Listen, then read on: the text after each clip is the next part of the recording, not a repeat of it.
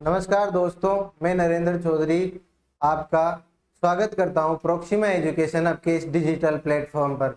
आज हम पिछले सीईटी में आए हुए महत्वपूर्ण हिंदी के क्वेश्चनों के बारे में चर्चा करेंगे। आज हम हमारे इस क्वेश्चनों की शुरुआत करते हैं। हमारा पहला क्वेश्चन है, किस विकल्प के शब्द दो से अधिक उपसर्गों से निर्मित है? किस विकल्प के शब्द दो से अधिक उपसर्गों से निर्मित है? तो यहाँ पे दो से अधिक उपसर्गों से निर्मित शब्द पूछे गए हैं हमें। सबसे पहले तो उपसर्ग होते हैं जो किसी शब्द के पहले जुड़कर उसके अर्थ में परिवर्तन कर देते हैं या विकार ला देते हैं, वो उपसर्ग कहलाते हैं। ये विकारी शब्द होते हैं। तो हम पहला ऑप्शन है हमारा अध्यापक। अध्यापक में अधि उपसर्ग है। अध्यापक में अधि उपसर्ग है, बस इसमें केवल एक ही उपसर्ग है।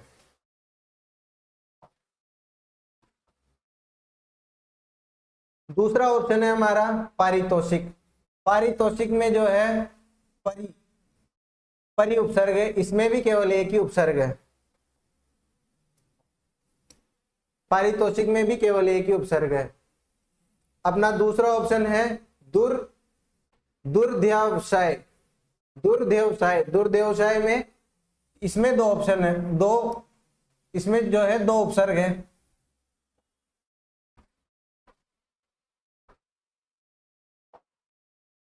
पहला ऑप्शन कौन सा है इसमें? दुर प्लस दूसरा ऑप्शन उपसर्ग है इसमें अधि, तो इसमें हमारे दो उपसर्ग मिल गए। इसका अगला ऑप्शन है समुदाहरण। इसमें भी दो उपसर्ग है, पहला है सम और दूसरा है उद या उत। इसको जो है यहाँ पे उद या उत दोनों ही मानते हैं, उद या उत। तो हमें दो से अधिक उपसर्ग वाला पूछा गया है, तो इसमें दो उपसर्ग है, तो इसका मतलब ये हमारा जो है बी ऑप्शन बिल्कुल सही हो जाएगा। नेक्स्ट क्वेश्चन की ओर चलते हैं। संधि की दृष्टि से संगत विकल्प का चयन कीजिए।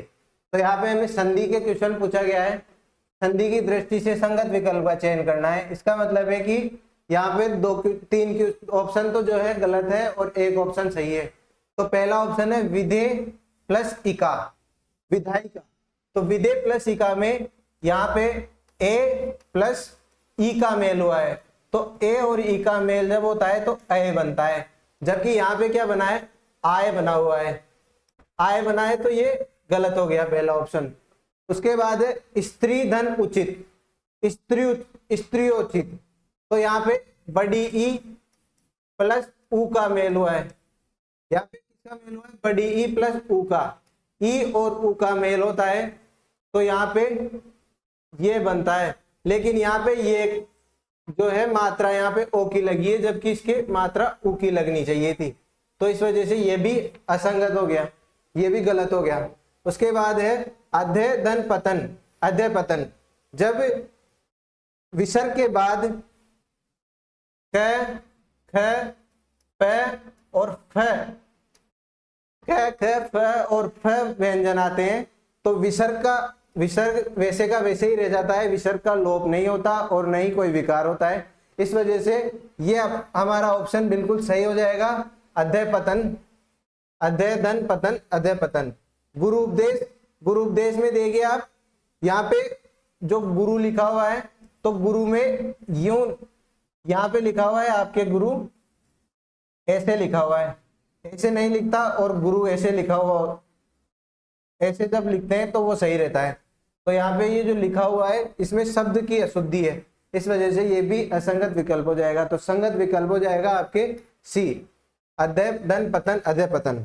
अगला क्वेश्चन है अपना, अशुद्ध वाक्य का चयन कीजिए। यहाँ पे अशुद्ध वाक्य का चयन करना है।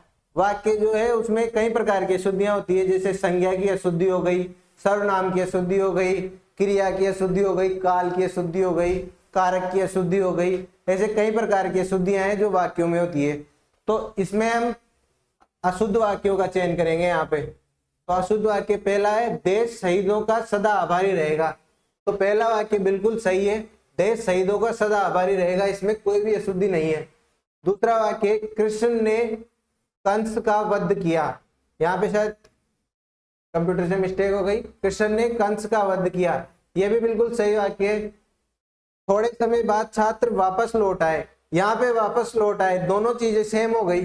दोनों चीजें यहाँ पे क्या है, वापस आना और लौटना, दोनों चीजें बिल्कुल बराबर है।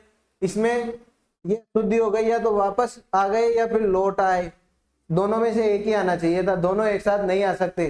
तो इसमें ये अशुद्धि हो गई, तो अशुद्ध वाक्य हो गया, थोड़े समय बाद छात्र वापस लौट आए।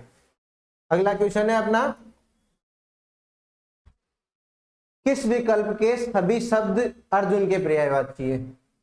अर्जुन का पर्यायवाची देखना है हमें, किस विकल्प के सभी शब्द अर्जुन के पर्यायवाची है? तो अर्जुन, अर्जुन धनंजय, बिल्कुल सही है, धनंजय है। पार्थ है, बिल्कुल सही है। और कौनते, कुंती का पुत्र है तो उसे कौनते भी कहते हैं, तो ये बिल्कुल पहला ही ऑप्शन सही हो गया, अर्जुन के पर्यायवाची धनंजय, पार्थ और कौनते। नेक्स्ट क्वेश्चन है अपना, समास विग्रह की दृष्टि से असंगत विकल्प चुनिए। यहाँ पे हमें समास विग्रह, समास और इसका विग्रह दिया हुआ है, इसकी दृष्टि से असंगत विकल्प का चयन करना है। असंगत का मतलब यहाँ पे 3 विकल्प तो संगत है और 1 विकल्प असंगत है। पहला देश, देशाटन, देश में अटन, ये बिल्कुल सही है समाज की दृष्टि से, देश में अटन यानी देश में भ्रमण। दूसरा है लाजवाब, जवाब के साथ, ये बिल्कुल यहाँ पे असंगत हो गया, क्योंकि जवाब, लाजवाब का मतलब होता है जवाब के बिना, और यहाँ पे जवाब के साथ, तो जवाब के साथ में ये असंगत विकल्प हो गया। इसका हो जाएगा जवाब के बिना, इसका शुद्ध रूप ये हो जाएगा जवाब के बिना। और तीसरा है जीवन भर यानी पूरे जीवन, भोजनार्थ, भोजन के लिए, बिल्कुल सही है, बाकी सभी विकल्प बिल्कुल सही है। यहाँ पे एक जो अपने को गलत विकल्प देखना था वो है लाजवाब, लाजवाब बिल्कुल। नेक्स्ट क्वेश्चन है, अल्प विराम चिन्ह के प्रयोग का संबंध में से कौन सा कथन असंगत है? अल्प विराम चिन्ह के प्रयोग के संबंध में कौन सा कथन असंगत है? तो अल्प विराम के बारे में पूछा गया है। यहाँ पे अल्प विराम जो होता है, नीचे हम जो कॉमा लगाते हैं ना, इसको अल्प विराम कहते हैं। इसका प्रयोग किसी भी वाक्य में जरा सा रुकने के लिए किया जाता है। जैसे हम कोई वाक्य खत्म कर रहे हैं और वहां पे पूर्ण विराम नहीं करना, हमें थोड़ा सा रुक के आगे बढ़ना है, तो अल्प विराम का प्रयोग किया जाता है। इसमें पहला है भावातिरेक शब्दों पर बल देने के लिए अल्प विराम का प्रयोग किया जाता है, बिल्कुल सही बात है। भावातिरेक जो शब्द होते हैं उनमें बल देने के लिए, किसी भी शब्द पे बल देने के लिए अल्प विराम का प्रयोग किया जाता है। उपवाक्य, कोई भी 2 वाक्य है, वाक्य के अंदर वाक्य तो उपवाक्य हो गया, तो उपवाक्यों को अलग करने के लिए भी अल्प विराम शब्द का प्रयोग किया जाता है। अल्प विराम का किसी तथ्य को स्पष्ट करने का संकेत करने के लिए। और चौथा है अपना अभिवादन, समापन, पता, दिनांक आदि में सम्मान सूचक अभिवादन के लिए। ये तो बिल्कुल सही है, ये भी सही है, ये भी सही है, लेकिन हमें असंगत पूछा है। यहाँ पे भी क्या पूछा है? असंगत। तो असंगत हो गया, यहाँ पे सी असंगत हो गया। क्यों हो गया? किसी तथ्य को स्पष्ट करने का, संकेत करने के लिए हम जो है कोमा का प्रयोग करते हैं, इन्वर्टेड कोमा जो बोलते हैं हम, उसका प्रयोग करते हैं। ये एक तो सिंगल होती है और एक होती है डबल। जैसे इसको ही करना है तो यहाँ पे ऐसे कोमा लग जाएगी, तो ये बिल्कुल असंगत हो गया, तो इसका आंसर हो जाएगा सी। नेक्स्ट क्वेश्चन है, किस विकल्प में उचित विलोम युग्म का प्रयोग हुआ है? यहाँ पे विलोम शब्द पूछा गया है आपको कि किस विकल्प में उचित विलोम युग्म का प्रयोग हुआ है। उचित का मतलब है कि यहाँ पे 3 तो अशुद्ध है और 1 शुद्ध है, तब जाके उचित होगा। पहला है जटिल, जटिल का है कुटिल, कुटिल बिल्कुल गलत है, जटिल का हो जाएगा सरल। जटिल का क्या होगा? जटिल का सरल होगा। दूसरा है कर्कश, कर्कश का है मधुर, कर्कश का मधुर सही है, तो आपका आंसर आ गया कर्कश का मधुर। तीसरा है संधि, संधि का जो है समास नहीं होता, संधि का होता है विग्रह, संधि का विलोम क्या होता है? विग्रह।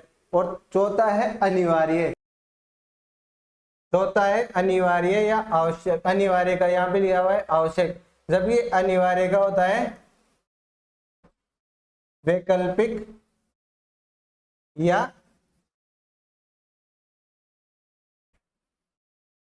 ऐच्छिक। तो इस वजह से यहाँ पे आपका बी ऑप्शन बिल्कुल सही हो जाएगा, कर्कश का मधुर।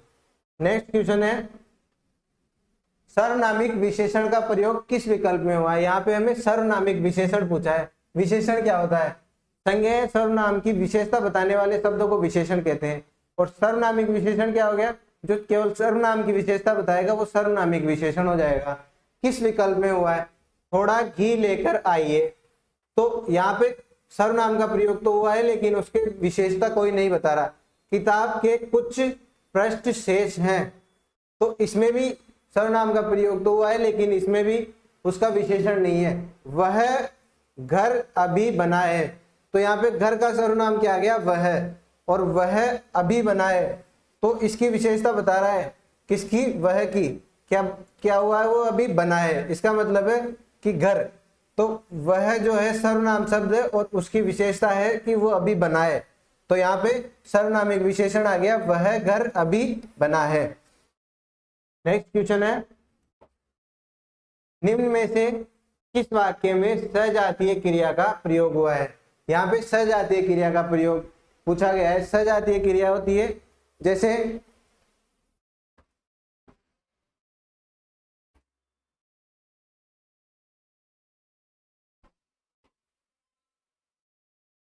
खेल,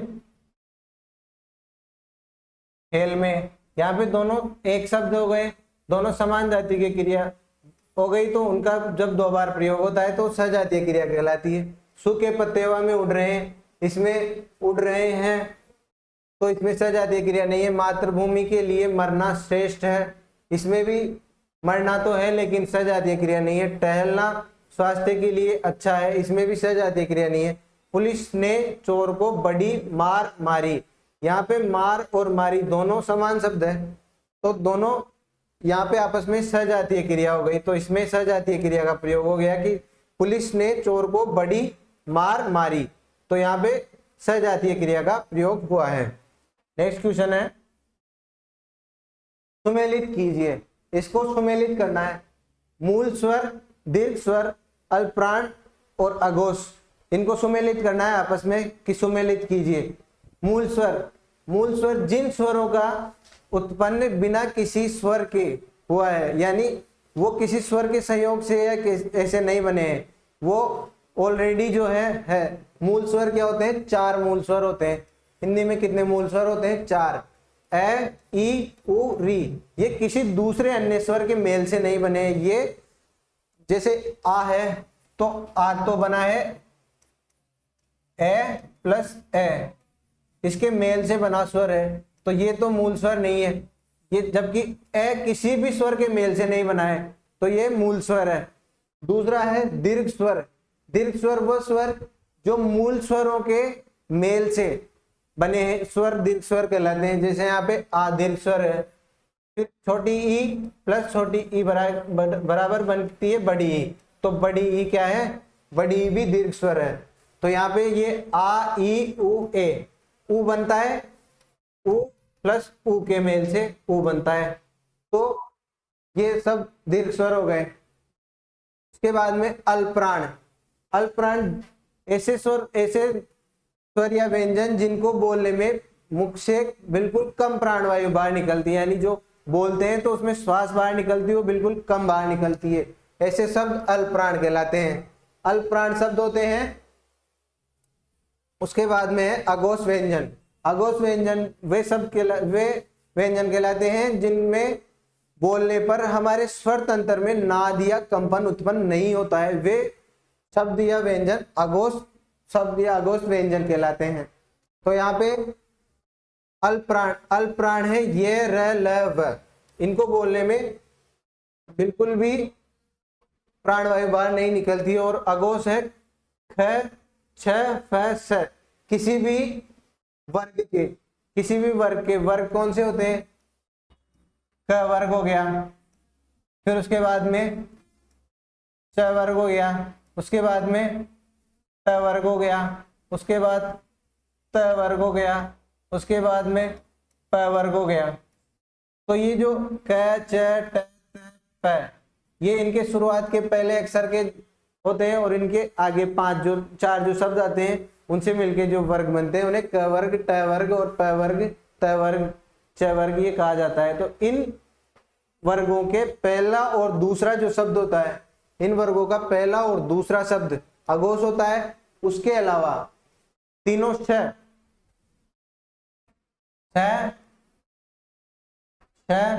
और श तीनों भी अघोष होते हैं। के बाद में अल्पप्राण, अल्पप्राण में होते हैं प्रत्येक वर्ग के तीसरा, चौथा और पांचवा शब्द, वो पांचवा वर्ण तथा ये र ल व, ये सब अल्पप्राण होते हैं। तो अपना मूल स्वर हो गए ए आ ई और उ और री, दीर्घ स्वर हो गए आ ई उ ए। तो पहला ऑप्शन मिल गया ग से, फर्स्ट में ग यहाँ पे है, दूसरा ऑप्शन मिल गया ख से, सेकंड में ख, तीसरा ऑप्शन मिल गया घ से, तो थर्ड में घ, और चौथा ऑप्शन मिल गया क से, तो फोर्थ में क। तो इसका आंसर हो जाएगा सी। इसी के साथ आज के हम क्वेश्चनों की यहीं पे समाप्ति कीजिए। बने रहिए आप प्रॉक्सिमा एजुकेशन हब के साथ और लगातार हमारे साथ पढ़ते रहिए अपने अच्छे भविष्य के लिए, और हम आपके लिए मेहनत करते रहेंगे ताकि आपका अच्छे से अच्छा रिजल्ट आए और सीईटी में आपके अच्छे से अच्छे नंबर प्राप्त हो सके। जय हिंद, धन्यवाद।